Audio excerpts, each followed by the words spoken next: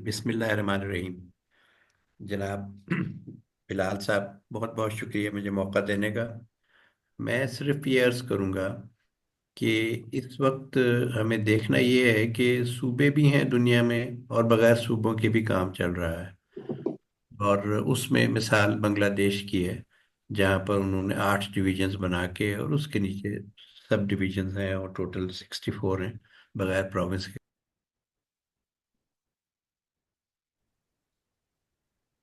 आवाज आनी बंद हो गई।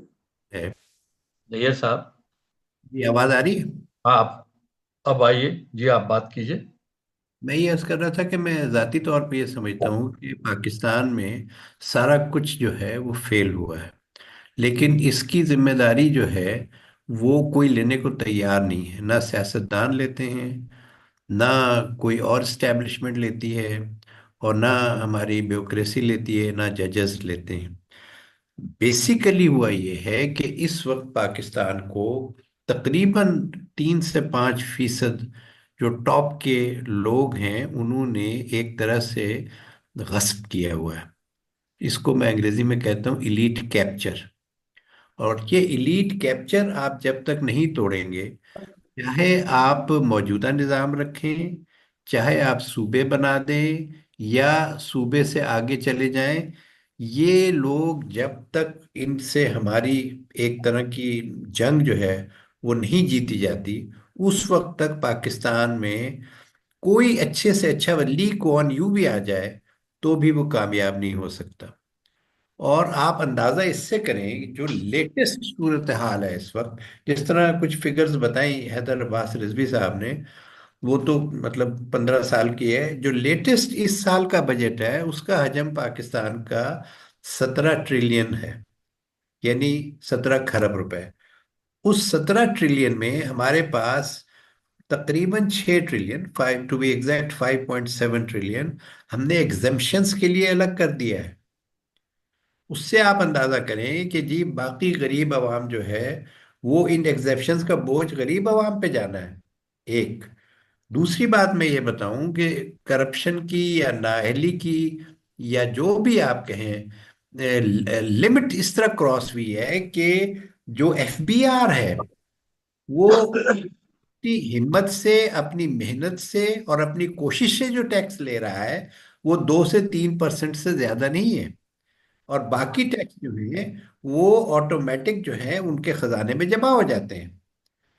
तो इस सारे गेम को तोड़ने के लिए और गरीब आवाम तक पहुंचने के लिए हमें देखना होगा कि आर्टिकल का, हमारे जो कॉन्स्टिट्यूशन है उसका जो आर्टिकल 38 है वो क्या कहता है। वो लाजिम करता है हुक्मरान के ऊपर कि जितने भी हैव नॉट्स हैं इस मुल्क में उनको आप हर जिंदगी की सहूलत देंगे, चाहे वो तालीम की है, चाहे वो उनके खाने की है, चाहे वो उनके सेहत की है, चाहे वो उनके जॉब की है। कॉन्स्टिट्यूशन का टाइम थोड़ा है, मैं नहीं तो पढ़ के भी सुना देता था आर्टिकल 38। अब इस सारी सूरत हाल को जो मैंने अपने एंगल से देखा है, और मैंने एक पूरा इस पे डिटेल 4,000 वर्ड्स का पेपर बनाया है, वो मैंने पेश किया है। जितने आपने 5 जो ओरिजिनल स्पीकर्स रखे थे उन सबको मैंने व्हाट्सएप कर दिया है, और वो अगर देखना चाहें तो उसको देख सकते हैं। और उसका टाइटल है द कैंटन सिस्टम। और कैंटन सिस्टम में, अच्छा अब कैंटन सिस्टम जो है वो आप देखें तो स्विट्जरलैंड में बहुत कामयाबी से चल रहा है और चाइना में भी इसका हिसाब है, वो भी चल रहा है। हम अपने मुताबिक इसको कैंटन सिस्टम कर लें, यूनिट सिस्टम कर लें, जो मर्जी नाम दे दें, लेकिन उसकी मैंने पूरी डिटेल दी है।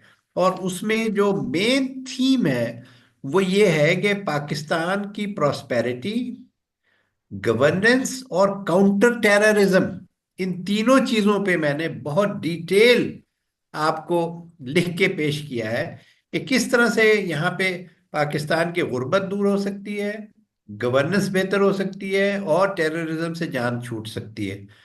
वो पेपर आप सबके पास हाजिर है, 4,000 वर्ड्स का है, अगर हिम्मत हो तो पढ़ लीजिएगा। बाकी ये कि मैं इस वक्त ज्यादा टाइम आप में लोगों का नहीं लूंगा।